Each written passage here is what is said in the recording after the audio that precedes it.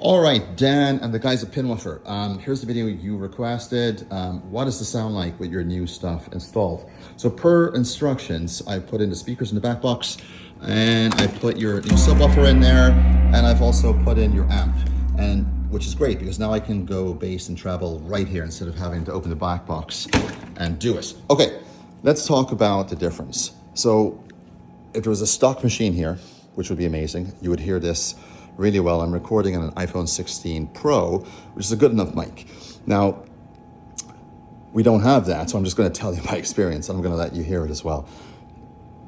Before I put your stuff in there, so stock, this is obviously Barrels of Fun. They've got great toppers. They do great work with their art, amazing. They really did justice to this brand, Jim Henderson's brand. Look at even the plunger. Everything they do here was beautiful details. It's a great machine, and I'm sure the sound designer at Barrels of Fun did a phenomenal job of putting this together. However, I didn't recognize that when I got the machine. For me, when I played it, it felt like a little, like I liked the machine, but it felt a little cheap. And because of all the machines I have, the Jersey Jack machines, the Stern machines here, the worst sound stock of all the machines was this one, Labyrinth. However, the good news is I put your stuff in and now it's absolutely phenomenal. And as you know, I've got the PinWoofer gear in Godfather, GNR, Elton John, Toy Story 4, Avatar, Dungeons and Dragons, Premium, Jurassic and Metallica and Godzilla and Jaws and Deadpool, whatever, right? So I have it in them all. As you know, the first one I did was, what is that? The first one I did was Cheapers on Jaws, right? I put it in Jaws, the first one, and the difference for me and Jaws from stock to was a whole different game. And then I did it on Toy Story, as you remember.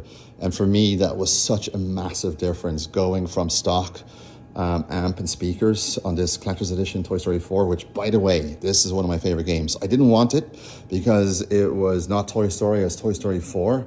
So the brand for me was like, But after getting Elton John, which was like a game changer experience for me, the best machine experience I ever had, and then getting this, I was like, okay, let's do it. And I played it, started to love the game. For me, I thought it was originally going to be 2 kids. I actually got it for the kids, but I play it more than the kids. It's absolutely brilliant. But when I put your stuff in, then I start to get so much more respect for the designers, the sound designers, who put a tremendous amount of effort and design into this machine. And as with all the Jersey Jack machines, which are, in my opinion, by the way, the absolute best, most premium things that exist in the pinball world, you know, the sound quality, unfortunately, with them is not great. And it's not because of the sound engineers and designers, as you know, it's because of the actual speakers. So for me, Labyrinth being a song machine, just like Elton John, Guns N' Roses, and Metallica, it's essential for these things to sound good. So let's hit it. Listen to that. Just so crystal. Like literally, like, wow. The sub, so strong. Wow. So basically, I am doing literally, I'm just letting you play a little bit here. All right, I'm gonna press pause here for a second. And so overall, this machine went from the 2 to a 9 in terms of that experience of sound quality. And it's essential in these machines to have that. And I don't understand when they put such magnificent work. I mean, look at the details in Godfather. It's absolutely phenomenal. And even what's on the screen, how it plays, the toppers, how they interact, how they move, everything is amazing. But why don't they put work, particularly the Stern guys, why don't they put better audio equipment in here? I just don't get it. So you guys have literally made my arcade finally something that I'm really proud to have. And I've obviously put a lot of money into these machines in terms of buying them, but you've literally taken the bar so much higher for literally a tiny cost, man. And I'm so appreciative of that. So listen, another thing, I haven't let you hear this yet. This is the Guns N' Roses. Finally now with the new stuff from PinWoofer. Also I got your lights in there, which are literally awesome. So they're also in Elton. I put them in there too. Okay, here we go.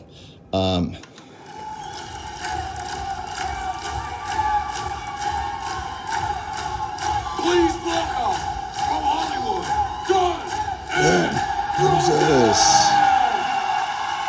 So I'm pretty sure that's not going to pick up that well on the phone.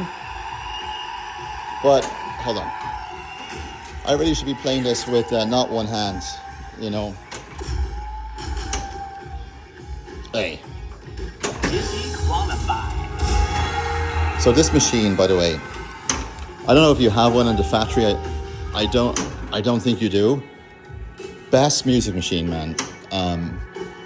This one is a collector's edition, and literally the way they've put the sounds in this, the sound design is so good where it's not just music like Elton and Metallica. The sound design in this is so good because what's happening is you're playing the game and it's parts like Sweet Child of Mine, Paradise City, little small bits of it come in, but it's not giving you the full songs until you actually get somewhere in the game. And that's what's awesome about this, where on Metallica, they're just literally, the sound effects are totally not matched to the actual game itself.